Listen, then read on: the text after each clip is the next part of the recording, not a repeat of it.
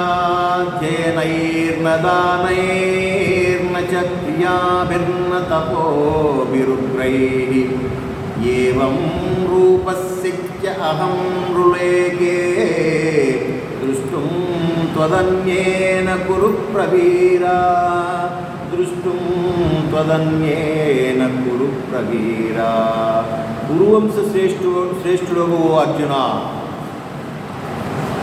వంశమే వంశం ఒకటే వీళ్ళు కాదు పాండుపుత్రులు ఆయన ధృతరాష్ట్రుడు కౌరవులు అంటే ఆళ్ళు మాత్రం ఆళ్ళు పురు వంశం ఆళ్ళ వంశం వేరు ఏడో వంశం వేరు అనుకున్నాం ఒకటే వంశం అన్నదమ్ముల పిల్లలే ఇదంతా పాండురాజు పుత్రులు వీళ్ళు దుర్యోధనాథులేమో ధృతరాష్ట్రుడు వీళ్ళంతా ఒకే పురువంశం ఇటువంటి పురువంశంలో శ్రేష్ఠుడు అంటే ఆ 101 ప్లస్ ఈ 5 ప్లస్ అంతకుముందు ఉన్నటువంటి వంశం అంతకుముందు వంశం చాలా పెద్ద వంశస్థులు వాళ్ళందరూ శ్రేష్ఠుడా అర్జునుడికి అంత పెద్ద కితాబు ఇచ్చాడు. నా వంశంలో నేను నన్ను శ్రేష్ఠుడా అన్నారంటే నా జన్మ ధన్యమైపోయినట్టే కాదు. నా ముందు తరాల వాళ్ళు తర్వాత వాళ్ళు 300 మంది ఉండగా నన్ను పట్టుకుని నువ్వు శ్రేష్ఠుడువా నీ వంశం అంటే అట్లాగే అర్జున కురువంశ శ్రేష్ఠుడా అంటే ఎంత గొప్పవాడో అర్జునుడు చెప్తున్నాడు. అంటే సామాన్యమైనటువంటి ఒక క్షత్రియ కుటుంబంలో పుట్టి ఒక రాజుగా ఉన్నటువంటి ఆ అర్జునుడు భగవంతుడి యొక్క భగవంతుని భక్తి చేత మరి భగవంతుడిని బంధించి భగవంతుడి ద్వారా ఎంతటి గొప్ప వాక్యాల్ని అనిపించాడు. చూడండి, గురువంశ శ్రేష్ఠుడా అంటూ ఓ అర్జున నా విశ్వరూపమును నీవు తప్ప మరి ఎవరును ఎరగరు కదా. ఇటువంటి భయంకరమైనటువంటి నా విశ్వరూపము చూచి నీవు భయములు కానీ చిత్త వికలత్వము కానీ నువ్వు పొందవలసినటువంటి అవసరం లేదు. మనుష్యలోకమున ఇంతకుముందు ఈ విశ్వరూపాన్ని ఎవరో సందర్శించారు. మనుష్య జాతికి చూపించాడు విశ్వరూపాన్ని అంటే కేవలం అర్జునుడికి చూపించాడు, ఇంతకుముందు లేదు. తర్వాత ఉన్నట్టుగా ఎక్కడ మనకు దాఖలాలు లేవు. ద్వాపరయుగం అయిపోయిన తర్వాత కలియుగంలోకి వచ్చాయి. కలియుగంలో ఎక్కడ కూడా విశ్వరూప సందర్శన ఎవరు సందర్శించినట్టుగా కానీ అంతటి పరమ భక్తుడు కానీ అంతటి అవతార పురుషుడు కానీ మనకు ఉదయించినట్టుగా ఎక్కడ కనపడ్డారు. అవునా కదా? ఇట్లాగా నా విశ్వరూపుడు నీవు తప్ప మరి ఎవరును ఈ మనుష్యలోకము చూచి ఉండలేదు. అంటే నా అనుగ్రహంచే నీవు చూడగలుగుతుంది. అది కూడా నా అనుగ్రహం. నువ్వు చూడాలనుకుంటే చూడాలా, నువ్వు చూడాలనుకుందానే నువ్వు చూసేటటువంటి శక్తి నీకు ఉందా? నాకు కనపట్టలేదు కళ్ళు అడుగుకుంటాడు. డోంట్ వరీ, నీకు ఆ కళ్ళు పని చేయలే, నా కళ్ళజోడు ఎత్తున్నా అని చెప్పి అప్పుడు దివ్యమైనటువంటి చక్షులు ఇస్తే కానీ చూడగలిగాడు. అంటే నా ఆయన అనుగ్రహం ఉంటేనే చూడగలుగుతాం. ఇది విషయం. ఇది నా సాధన ఇంకా ఫలించలేదేంటి, నా సాధన ఇంకా ఫలించలేదని అనుకుంటుంటాం కదా. అయ్యో నేను ఇన్ని మొత్తుకున్నాను, ఇన్ని ప్రార్థనలు చేస్తున్నాను, ఇన్ని పూజలు చేస్తున్నాను, ఇన్ని వ్రతాలు నోములు, ఇన్ని భజనలు కీర్తనలు పాడుతూ ఉన్నాను, నాకేం కనపట్టలేదు, నాకేం తాత్కాలం ఏది? ఏమయ్యా బాగున్నామని పొద్దున్నే ఒకసారి సాయంత్రం ఒకసారి ఎందుకు బలపించట్లేదు? నన్ను వాళ్ళతో మాట్లాడారంటున్నాడు, వీటితో మాట్లాడారంటున్నారు, లేదా ఓ పువ్వు వేసాడంటున్నారు, వాళ్ళింట్లో విభూతి వచ్చిందంటున్నారు, వీటిలో విభూతి వచ్చిందంటున్నారు పటాల్లో నుంచి. ఏంటి నా భక్తి లోపం ఏంటి, నాలో ఉన్న ఫాల్ట్ ఏంటి అని కనుక మనం ప్రశ్నించుకుంటే చూసారా అప్పుడప్పుడు వస్తుంది కూడా, మనకు కూడా డౌట్ వస్తుంది. ఏంటి వాళ్ళ ఇంట్లో అంత ఇదిగా మరి పటాల్లో నుంచి కుంకుమ రాలుతుందంటారు కొంతమంది, పటాల్లో నుంచి విభూతి వస్తుందంటారు. చూసారా ఇట్లాగా బాగా బాధపడుతూ ఉంటాం కదా. అట్లాగే నా అనుగ్రహం ఉంటేనే, అంటే అనుగ్రహం కలిగేంత వరకు కూడా నీ సాధన చేస్తూనే ఉండాలి. నేను చేసింది ఎక్కువ, వాడు చేసింది తక్కువ, వాళ్ళకి అనుగ్రహం ముందుగా వచ్చింది అని అంటే వాడు చేసింది తక్కువ లాగా కనపడుతున్నా కానీ వాడు చేసిన యొక్క తీవ్రత మనం చేయలేదు. ఏమిటా తీవ్రత?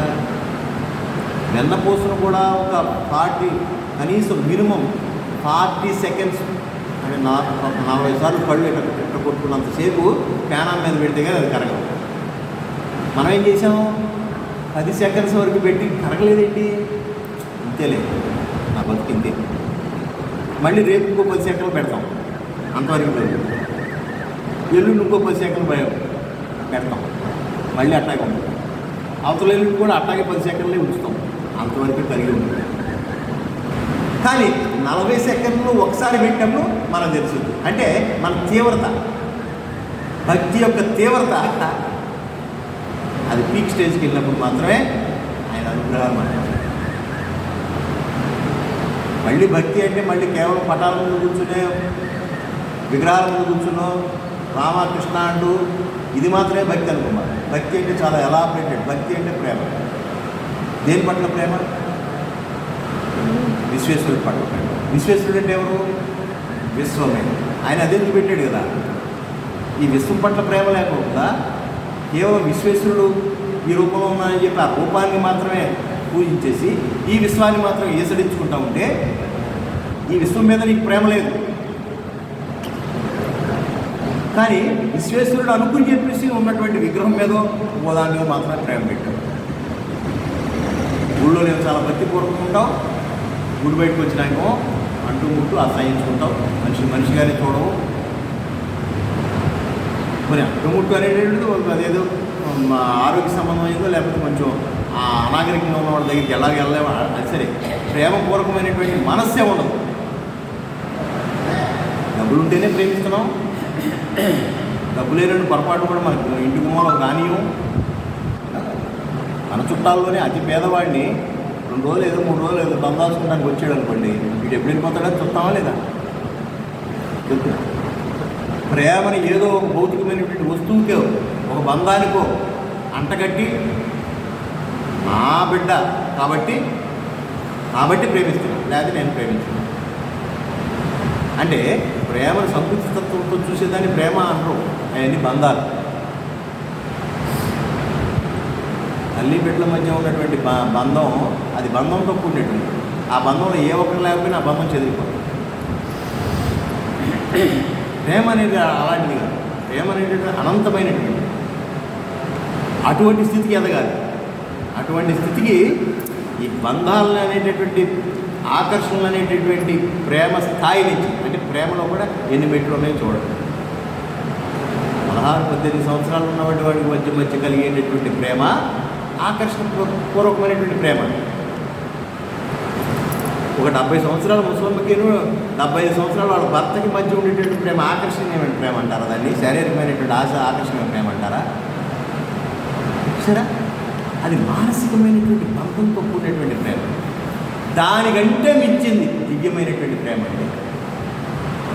అంటే ఒక వ్యక్తిని లేదా కొన్ని సమూహాలని కొన్ని బంధాలను మాత్రమే ప్రేమించేటటువంటి స్థితి మందైతే మొత్తాన్ని ప్రేమించేటటువంటి దివ్యమైనటువంటి ప్రేమనే ఆ ప్రేమ అన్నారు. ఆ స్థాయికి వెళ్ళమంటున్నాడు. అందుకనే భగవాన్ శ్రీ సత్యసాయి బాబా దివ్యాత్మ స్వరూపులారా అని పిలుస్తూ ఉంటాడు ఎప్పుడు కూడా. మన మనుష్యాకారంలో ఉన్నటువంటి ఆత్మస్వరూపంలో ఉన్నటువంటి వాళ్ళము దివ్యాత్మమైనటువంటి శరీరాల నుంచి దాటిపోయి దివ్యాత్మమైనటువంటి రూపాల్లోకి వెళ్ళే స్థితి కలిగిన వాళ్ళం కాబట్టి ఆయన మన అలా సంబోధిస్తున్నాడు. దివ్యాత్మ స్వరూపులారా, అన్ని ఆత్మలోనూ నేనే ఉన్నాననేటువంటి భావన కలిగినటువంటి దివ్యమైనటువంటి శక్తి కలిగినటువంటి స్వరూపులారా అని ఆయన పిలుస్తూ ఉన్నాడు. కాబట్టి ఇక్కడ అంటున్నాడు, ఇచ్చట ఏమని తెలుపుతున్నాడంటే, ఇంతకుముందు మనిషి లోకంలో ఎవరూ చూడలేదయా, మరియు వేదాధ్యయన యజ్ఞాధ్యయనం చేత కానీ. చూడండి, నాకు యజ్ఞాలు చేయడం రాదండి, వేదం చదవడం రాదండి అనిపిస్తుంది కదా మనకి. అవి చేసిన వాళ్ళు ఆ యజ్ఞాగాలు చేయగలిగిన వాళ్ళకి అవకాశం ఉందేమో భగవంతుడు అనే భావం కూడా మనం కలవచ్చు. మనం అవన్నీ చేయలేం కదా, మనం అనాథులేమో ఇంకేనేమో కాదు. ఇక్కడ దానముల చేత కానీ, యజ్ఞాధ్యయముల అధ్యయనం చేత కానీ, వేదాధ్యయనం చేత కానీ, అగ్నిహోత్రాది సౌత్ర స్మార్తాది క్రియల చేత కానీ, ఘోర తపస్సుల చేత కానీ, ఘోరమైనటువంటి తపస్సుల చేత కానీ ఇట్టి విశ్వరూపమును నన్ను చూచుటకు శక్యము కాదు. ఓ నేను గొప్ప, నాకు అన్ని వేదాలు తెలుసు, 4 వేదాలు. అర్జునుడికి ఏం తెలుసు? 4 వేదాలు తెలుసా? సామాన్యమైనటువంటి క్షత్రియ కుటుంబం అంతే. యుద్ధ విద్యను తెలుసు, నీతి నియమాలు తెలుసు, భక్తి తెలుసు, ప్రేమ తెలుసు, భగవంతుడు ఉన్నాడని ఒక నమ్మకం, విశ్వాసం తెలుసు. వీరికి ఇచ్చాడు అవకాశం. అంతకుముందు యజ్ఞయాగాలు చేసినటువంటి వాళ్ళు ఉన్నారు, యోగ కర్మలను ఆచరించినటువంటి వాళ్ళు ఉన్నారు, గొప్ప గొప్ప పెద్ద పెద్ద వేదాధ్యయనం చేసినటువంటి వాళ్ళు ఉన్నారు. వాళ్ళకే శక్యం కాల విశ్వరూపాన్ని సందర్శించారు. నీకు శక్యమైంది, మాతే వ్యధామా చ విమూఢభావో దృష్ట్వా రూపం ఘోరమిదద్రుగ్నిమేదం వ్యపేతభిః ప్రీతమనాః పునస్త్వం తదేవ మే రూపమిదం ప్రపశ్య. ఇటువంటి భయంకరమైనటువంటి నా విశ్వరూపమును చూసి నీవు భయపడుతున్నావు. ఎవరికి శక్యం కానటువంటి దాన్ని, అంత గొప్ప విశ్వరూపాన్ని నేను చూపెట్టాను. దాన్ని చూడాలని ప్రయత్నంలో ఉన్నటువంటి మహానుభావులు పెద్ద పెద్ద వేదాధ్యయనం చేసి, పండితులు యజ్ఞయాగాలు చేసి, రోజు అగ్నిహోత్రం వెలిగించి పూజా పునస్కారాలు చేసేటటువంటి వాళ్ళ వల్లే కాలేదు, వాళ్ళ వల్ల కాదు. కేవలం నా అనుగ్రహం వల్ల నీకు మాత్రమే చూపించాను. చిత్త వికల్పత్వం కానీ పొందకు. నువ్వేమి ఇట్లాంటివి చూసి నువ్వు కంగారు పడతావు. నువ్వు నిర్భయుడును ప్రసన్న చిత్తుడును అయ్యి నా ఈ పూర్వరూపమునే మరలా బాగవచ్చు. డోంట్ వరీ, నువ్వు కోరుకున్నట్టుగా నా పూర్వరూపాన్ని చూపెడతా. నువ్వేం కంగారు పడ్డావు, భయపడమా అని చెప్పి అర్జునుడి యొక్క బీపీని కడిమి ఆయన చెప్తా ఉన్నాడు. ఇట్లు వచించి తదుపరి శ్రీకృష్ణుడు ఏమి మనొచ్చినో సంజయుడు చెప్తా ఉన్నాడు. నేను చెప్తున్నాడు చూడండి. సంజయుడు సంజయ ఉవాచ, ఎవరికి? ధృతరాష్ట్రుడికి చెప్తా ఉన్నాడు ఈ విషయాలన్నీ. ఇత్యర్జునం వాసుదేవస్తథోక్త్వా స్వకం రూపం దర్శయామాస భూయః ఆశ్వాసయామాస చ భీతమేనం భూత్వా పునః సౌమ్యవపుర్మహాత్మా. సంజయుడు చెప్తున్నాడు, ఓ ధృతరాష్ట్ర మహారాజా, ఈ ప్రకారముగా శ్రీకృష్ణుడు అర్జునులకు చెప్పి ఆ ప్రకారమే తన పూర్వరూపమును మరలా చూపెను. మహాత్ముడకు శ్రీకృష్ణమూర్తి మరలా తన సౌమ్య రూపమును వహించి భయపడి ఉన్నటువంటి అర్జునుడిని ఓదార్చాడు. అది మొత్తం విశ్వాన్నంతా ఆపేసేసి తన యొక్క సౌందర్యమైనటువంటి రూపాన్ని అర్జునుడికి చూపిస్తూ, నేను కంగారు పడబాకు, నీకు నా పూర్వరూపం ఇదిగో చూడు అని చెప్పి చెప్తూ భగవాన్ని ఆ విధముగా శాంత రూపమును చూసి అర్జునుడు పలికినటువంటి పలుకులను వివరిస్తూ ఉన్నాడు. అర్జునుడు అంటాడు, అది చూడంగానే, సౌమ్యమైనటువంటి రూపం చూడంగానే, ఒకసారి భయపడిపోయినటువంటి వ్యక్తి ఎప్పుడైతే సౌమ్యమైనటువంటి రూపం చూడంగానే అంటాడు, దృష్ట్వేదం మానుషం రూపం తవ సౌమ్యం జనార్దన ఇదానీమస్మి సంవృత్తః సచేతాః ప్రకృతిం గతః. ఓ కృష్ణ, మీ యొక్క ప్రశాంతమైనటువంటి మనుష్య రూపమును చూసి ఇప్పుడు నా మనస్సు కుదుటపడింది. చూసారా? మరియు నేను స్వస్థత పొందాను. ఎట్లా ఉంటుందంటే, మనం ఇప్పుడు దేశ పర్యటన చూద్దాం, అన్ని రకాలైన వింతలు వ్యవహారాలు చూద్దామని చెప్పి ఆశీర్వాదం సెలవులో ఒక 30 రోజులు 40 రోజులు ప్రోగ్రాం పెట్టుకుని ఒక పెద్ద పడవ లాంటి కారు మాట్లాడుకుని ఒక 10 మంది అన్నీ గడిపి వేసుకుని దానిలో బయలుదేరి వింతలు విశేషాలు, ఆ బద్రీనాథు, ఆ కేదార్నాథ్, ఆ లోయలు, ఆ గుట్టలు, ఆ రకరకాలైనటువంటి ఆ ఎగ్జిబిషన్లు, ఆ రకరకాలన్నీ చూసేసి ఒక 20 రోజులు 40 రోజులు అయిపోయినాక మళ్ళీ ఇంటికి వచ్చేసి ఆ ఇల్లంతా దులుపుకొని ఫ్యాన్ వేసుకుని ముద్ద దీన్ని కొడుకుంటే అమ్మయ్యా మనం చేరేమనిపిస్తుందా లేదా? మన పంప కంటే బాగున్నటువంటి పార్కుల్లో తిరిగాం, మన పంప కంటే బాగున్నటువంటి ఎగ్జిబిషన్లో చూసాం, మనకంటే పెద్ద పెద్ద దేవాలయాలు కట్టడాలు చూసాం. మళ్ళీ చివరికి మన స్వస్థానానికి వచ్చినప్పుడు అమ్మయ్య మన ఇంటికి వెళ్ళి ఏదేనండి ఎవడు ఇంట్లో అడుగుతూ చూపించండి అంటున్నావా లేదా? ఎక్కడ ప్యాలెస్లో తిరిగినా, ఎక్కడ చదువురాజు మేడంలో తిరిగినా చివరికి మన ఫ్యాను ఆ టిక్కు తిరిగే ఫ్యాన్ కింద కొడుకుంటేనే హ్యాపీగా. అవునా కదా? స్వస్థానానికి మించింది ఏముంది? కర్మ కొద్దీ ఏనాడు జన్మంలో రాసి పెట్టుంటే పుట్టిన ప్లేస్ దూరం అయిపోతుంది. నిజం. పుట్టి పెరిగినటువంటి ప్లేస్ని వదిలిపెట్టి పోయాడు. ఈ సెలవులకో, ఈ సంక్రాంతి సెలవులకో, ఈ సంవత్సరానికి ఒకసారి వచ్చినప్పుడు అమ్మయ్య ఆ 3 రోజులు స్వర్గాన్ని అనిపిస్తున్నాడు. ఇక ఇక్కడ ఉన్నటువంటి ఆ మామిడికాయ పచ్చడి వేసుకున్నాం, ఆ గోంగూర పచ్చడి వేసుకున్నాం, అక్కడ ఎన్నో తిన్నాడు, పిజ్జాలు తిన్నాడు, బర్గర్లు తిన్నాడు, రకరకాలైనటువంటి వస్తువులన్నీ తిన్నాడు. ఇక్కడికి వచ్చి ఆ నొలక మంచం మీద పడుకుని ఆ కొబ్బరి బొండం నీళ్ళు తాగుతూ చల్లటి గాలి ఏటి గాలి పీలుస్తూ ఆ పల్లెటూరులో పైరు గాలి పీలుస్తూ ఆ 2 రోజులు ఆ కోడి పందాలు ఏంటి ఎడ్డ పందాలు చూసుకుని అమ్మ చేతి వంట చక్కటి అరిసెలు గారెలు అలాంటివి తిని 3 రోజులు హాయిగా ఉంటాడు. స్వస్థానానికి ఉన్నటువంటి గొప్పతనం.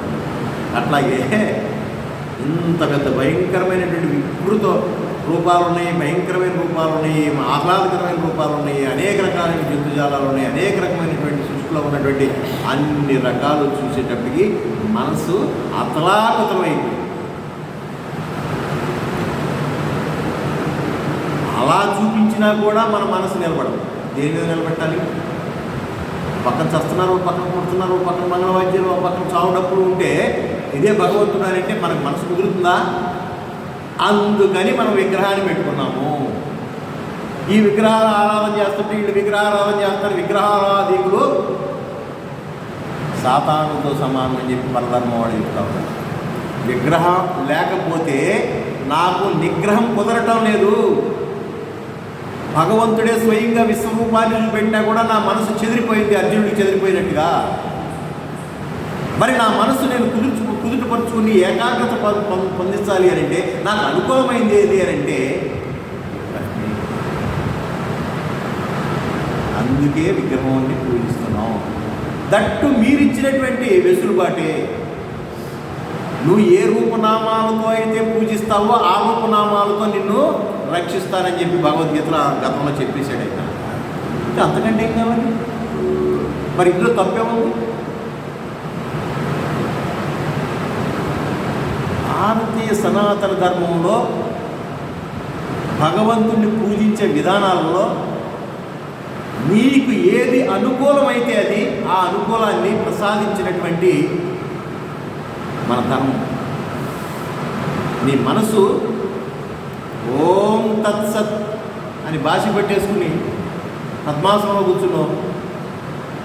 అలా చక్కటి చిన్ముద్రతో అలా కూర్చోగానే శూన్యమైనటువంటి మొత్తం భగవంతుడే, మొత్తం ఆత్మే నిండి నిబిడీకృతమైపోయిందని చెప్పేసి నీ మనసు నిరాకారం మీద లగ్నమైందా? డోంట్ వరీ, నువ్వు అద్వైతవే. నీకు రెండనే భేదం లేదు. ఇది మొత్తం ఒకటే. సర్వం కల్విదం బ్రహ్మ, ఐమాత్మ బ్రహ్మ, అహం బ్రహ్మాస్మి అనే స్థితికి వెళ్ళిపోయావు కాబట్టి నీకు విగ్రహంతో పని లేదు. నేను పామరుణ్ణి, నాకు అంత ఏకాగ్రత లేదు. ఇవన్నీ ఒక్కసారిగా చూసి తట్టుకోలేనటువంటి వాడిని, నాకు ఏకాగ్రత లేదు. నీ సౌమ్యమైనటువంటి రూపాన్ని చూస్తేనే నాకు ప్రశాంతత వస్తుంది. ఎక్కడ నీ మనస్సు కల్లోలం లేకోకుండా ప్రశాంతతగా గురవుతుందో అదే భగవంతుడు, అదే ప్రేమ. ఆ ప్రశాంతమైనటువంటి దానిలో ఎటువంటి భయాలు ఉండవు, అపోహలు ఉండవు, ఆలోచనలు ఉండవు, నిత్యం ఆనందంగా ఉన్నట్టుగా ఉంటుంది. అదే భగవంతుడు, అదే ప్రేమ. అటువంటి నిరాకారతత్వాన్ని మనం పొందలేక పొందే క్రమంలో పొందటానికి ప్రయత్నం చేస్తూ ప్రాక్టీస్ సెషన్ లాగా విగ్రహాలు పెట్టుకుని పూజిస్తూ ఉంటే నా ధర్మాన్ని విమర్శించేటటువంటి కుహన ధర్మాలు, వేరు ధర్మాలు, రకరకాలైనటువంటి వాళ్ళు విమర్శలు చేస్తూ ఉంటారు. నా ధర్మంలో ఉన్నటువంటి ఒక విగ్రహ రూపాన్ని చెక్కుల మీద ప్రింట్ చేసి, కట్రాయిల మీద ప్రింట్ చేసి అవమానించినటువంటి దేశాలు కూడా చూశాం.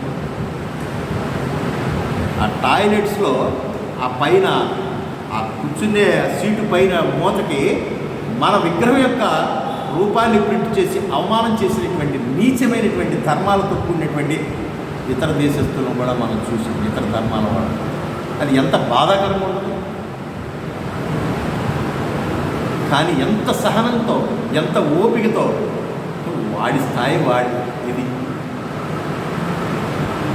వారి లిమిట్ అనుకునేటటువంటి ఒక చక్కటి పేషెన్స్, సహనం కలిగినటువంటి ధర్మంలో ఉన్నాం కాబట్టి మిగతా ధర్మాల వాళ్ళంతా 20% ఉన్న వాళ్ళంతా కూడా హాయిగా బ్రతుకుతున్నారు ఈ సనాతన భారతదేశంలో మనకంటే హాయిగా బతుకుతున్నారు అని అంటే కారణం మనలో ఉన్నటువంటి సహన శక్తి కాకుండా మన బ్రాటప్ అలాంటిది. అన్నింటిలోనూ భగవంతుడు ఉన్నాడు, అందరిలోనూ ఉన్నాడు, అన్ని మతాల సారాంశం ఒకటే. చూసారా, అన్ని మత ధర్మాలు ఒక్కటే, మంచినే బోధించినవి. ఎవరు ఇష్టమైంది వాళ్ళు తీసుకున్నారు, ఏం పర్వాలేదు. దీనికి మనం ఏం విభేదించాల్సిన అవసరం లేదు. ఎవరు ప్రాక్టీస్ వాళ్ళకు ఉన్నది. మనకు లేవా? నేను అమ్మవారినే పూజిస్తానంటాడు, అమ్మవారు తప్ప రెండోది లేదంటాడు. మణికంఠ దీపంలో కూర్చున్నటువంటి ఆ మణిమాల, ఆ రత్న ఖచ్చితమైనటువంటి ఆ సింహాసనం మీద కూర్చున్నటువంటి అమ్మ తప్ప, జగన్మాత తప్ప మరొకటి లేదంటాడు. ఇంకోటి కృష్ణుడు తప్ప మరొకటి లేదంటాడు. ఇంకోటి రాముడు తప్ప మరొకటి లేదంటాడు. డోంట్ వర్రీ, మీ ఇష్టం, టేక్ ఇట్ ఈజీ. మీరు ఏది తీసుకున్నా పర్వాలా, ఉన్నది ఒకటే అనే సిద్ధాంతంలో పుట్టి పెరిగాం కాబట్టి ఇతర ధర్మాల వాళ్ళని మనం అంత హక్కులు చేర్చుకోగలిగాం. అది అర్థం చేసుకునేటటువంటి వాళ్ళు ఇవాళ మన మీదకి కాళ్ళు దూకుతున్నారు అని అంటే చూడండి, మనం ఎంత విశాలమైనటువంటి ధర్మమో చూడండి. అంతటి విశాలమైనటువంటి ధర్మంలో పుట్టాం. సామాన్యమైనటువంటి విషయం ప్రపంచంలో ఇంకా మీరు ఈ ధర్మంతో పోలికైనటువంటి ధర్మం మరొకటి లేదు. సరే, అన్ని పిల్లకాలంలో కలిసి నదిలో కలిసినట్టుగా, నదులన్నీ కలిసి సముద్రంలో కలిసినట్టుగా, సముద్రం అంతటిది సనాతన ఈ ధర్మం, సముద్రం లాంటి సనాతన ధర్మాన్ని వేలెత్తి చూపెట్టేటువంటి అవకాశమే లేనటువంటి సనాతన ధర్మాన్ని రకరకాలుగా మాట్లాడేటటువంటి వాడు కూడా చూస్తుంది. చాలా బాధాకరం. లోతైన జ్ఞానం లేని వాడికి ఏదైనా కానీ వాడుకుంటారనుకుంటారు, కానీ కొంచెం జ్ఞానం కలిగితే వాడు తిరిగి వాగుతున్నారు అని చెప్పి వీళ్ళు సరిపెట్టుకుంటూ అట్లా. ఇట్లాగా భగవంతుడితో అర్జునుడు చెప్తున్నాడు, కృష్ణ, మీ యొక్క ప్రశాంతకరమైనటువంటి ఈ మనుష్య రూపమును చూసి ఇప్పుడు నా మనసు కుదుటపడింది. అమ్మయ్య, మనుష్య రూపం చూస్తేనే నాకు హాయిగా ఉంది, మరియు నేను స్వస్థత పొంది ఉన్నాను. స్వస్థత పొంది ఉన్నాను అంటే ఏంటి? ఇంతకుముందు సిక్కైపోయాడు, భయంతో సిక్కైపోయాడు, స్టకప్ అయిపోయాడు. స్టేరింగ్ ఎటు చూసినా కానీ గంభీరంగా ఉంది. అమ్మో మీద పడిపోతుంది. 3D సినిమా చూస్తే మేము మీద పడుతున్నట్టుగా ఎట్లా ఉంటుందో అంత భయం. కాబట్టి ఇప్పుడు నేను స్వస్థత పొందాను అని చెప్పి అర్జునుడి ఈ వాక్యం వినేటువంటి భగవానుడు తాను చూపినటువంటి రూపం యొక్క మహిమాది అతిశయమును 2 శ్లోకం ద్వారా చెప్పదలుచున్నాడు. చూసి నువ్వు కంగారు పట్టావే, ఆ విశ్వరూపాన్ని గురించి 2 ముక్కలు చెప్తాను, అది కూడా విను, దాని యొక్క మహిమ ఏంటో నీకు తెలుసు అని చెప్పినటువంటి 2 శ్లోకాలని మనం వచ్చేవారం చక్కగా విశ్లేషణ చేసుకున్నాం. ఇది చాలా పెద్ద సబ్జెక్టు, వచ్చేవారం మాట్లాడుకున్నాం. జయ